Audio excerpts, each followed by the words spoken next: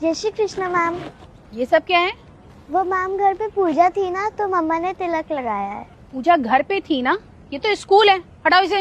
लेकिन मैम। लेकिन क्या होता है? ये स्कूल है, तुम्हारा घर नहीं है। यहाँ पर ऐसे आओगी तो और बच्चों पे क्या असर पड़ेगा? यहाँ के कुछ रूल्स एंड रेगुलेशंस होते हैं, उनको फॉलो करना पड़ता है। पता नहीं कहाँ से चले आते हैं। पता नहीं टीचर्स बच्चों को एंट्री कैसे दे देती हैं। मैम मैंने सिर्फ तिलक ही तो लगाया है, और इसमें गलत बात क्या है? मेरी मम्मा कहती है तिलक लगाना बहुत अच्छी बात होती है। हाँ हाँ, बहुत अच्छी बात होती है, लेकिन ये सब सिर्फ घर पे किया जाता है, स्कूल में नहीं किया जाता है। स्कूल के कुछ अपने रूल्स होते हैं, रेगुलेशंस होते हैं, उनको हर बच्चे को फॉलो ही करना पड़ता है। और गुड मॉर्निंग तो तुम्हें विश करना आता नहीं है। मेरे स्कूल में आकर के कुछ भी बोलोगी, ऐसे नहीं चलेगा। यहाँ पर सिर्फ गुड मॉर्निंग करके ही विश किया जाता है। लेकिन मैम मेरे घर पे तो मेरे पापा मेरी मम्मी हम सारे जय श्री कृष्ण ही बोलते हैं। ये किस जाहिल गंवार की बेटी है? ये स्कॉलरशिप कोटे से तो बच्चों का एडमिशन करवा देते हैं, लेकिन बिल्कुल तमीज नहीं होती इन बच्चों को। तुम्हारी क्लास टीचर कौन है? सरिता मैम। सरिता? ये तो छुट्टी पे चल रही हैं। ठीक है, उसको आने दो।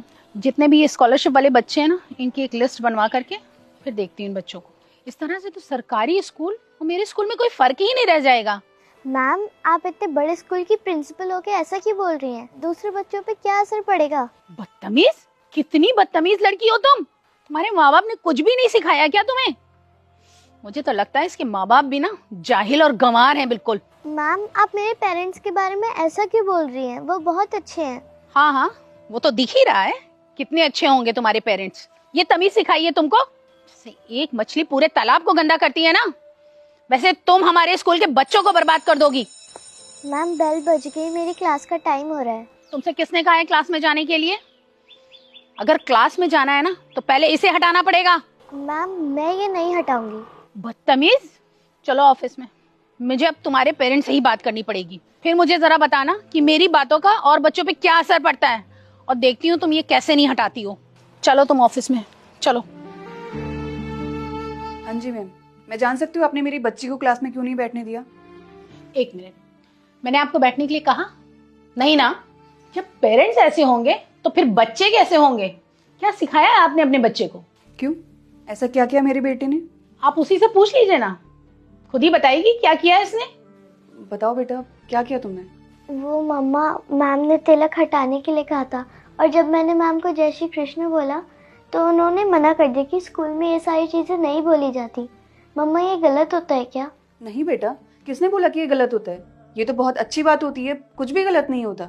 हाँ हाँ, कुछ गलत नहीं होता है, लेकिन ये सब काम घर पे किए जाते हैं, स्कूल में नहीं किया जाता है। ऐसा नहीं जो आपकी मर्जी होगी वो आप स्कूल में करने लगेंगे। ये मेरा स्कूल है, यहाँ पर सिर्फ और सिर्फ मेरी मर्जी ही चलेगी। आप जैसे पेरेंट्स अपने बच्चों का स्कॉलरशिप के जरिए इतने हाई फाई स्कूल में एडमिशन तो करा देते हैं, लेकिन यहाँ के स्टैंडर्ड को मैच नहीं कर पाते हैं। मुझे लगता है आप इस स्कूल में नहीं है। मैं चाहे नई हूँ या पुरानी, लेकिन आप तो वही अनपढ़ गांव की किसान है ना। अगर मेरे स्कूल में अपनी इस बच्ची को पढ़ाना है ना, तो मेरे हिसाब से ही चलना पड़ेगा आपको। अगर आपके हिसाब से ना चला जाए तो आप अपने बच्चे का टीसी लीजिए और जाकर किसी सरकारी स्कूल में एडमिशन करवा दीजिए इसका। वैसे भी आपकी बच्ची हमारे स्कूल को सूट नहीं करती है। आनंद मंडल जी का नाम सुना है आपने? हाँ, वो इस स्कूल के ट्रस्टी हैं। ये उन्हीं की बेटी है और मैं उनकी वाइफ हूँ। क्या? आई एम सॉरी मैम, वो आपके पहनावे से थोड़ी मिसअंडरस्टैंडिंग हो गई। I am very sorry ma'am. क्या कहा आपने? मेरे पहनावे को देखकर आपको मिसअंडरस्टैंडिंग हो गई थी? आप इस स्कूल की प्रिंसिपल हैं, आपको बच्चों को सही ज्ञान देना चाहिए, सही संस्कार देने चाहिए, लेकिन आपने क्या किया? आपने मेरी बेटी को यह बोल दिया कि तिलक लगाना अच्छी बात नहीं है, जय श्री कृष्ण बोलना अच्छी बात नहीं है। आपको पता है स्कूल को मंदिर क्यों कहा जाता है? क्योंकि बच्चा स्कूल से अच्छी चीजें सीखता है। लेकिन जिस स्कूल में आप जैसे टीचर्स हो, वहां बच्चा क्या सीख सकता है? कुछ भी नहीं। हमें लगा था आप एक अच्छी टीचर होंगी, बच्चों को अच्छे संस्कार देंगी, अच्छा ज्ञान देंगी, लेकिन क्या किया आपने? और क्या कह रही थी आप? कि मैं एक किसान हूं। आप मुझे बता सकती हैं किसान होने में क्या खराबी है, क्या गलती है? खाना खाती हैं आप? कहाँ से आता है वो खाना? माना कि आप लोग बहुत पैसे वाले होते हैं, आप अन्न को खरीद सकते हैं, लेकिन उसको उगा नहीं सकते। उसको उगाने के लिए मेहनत लगती है, और वो मेहनत एक किसान करता है।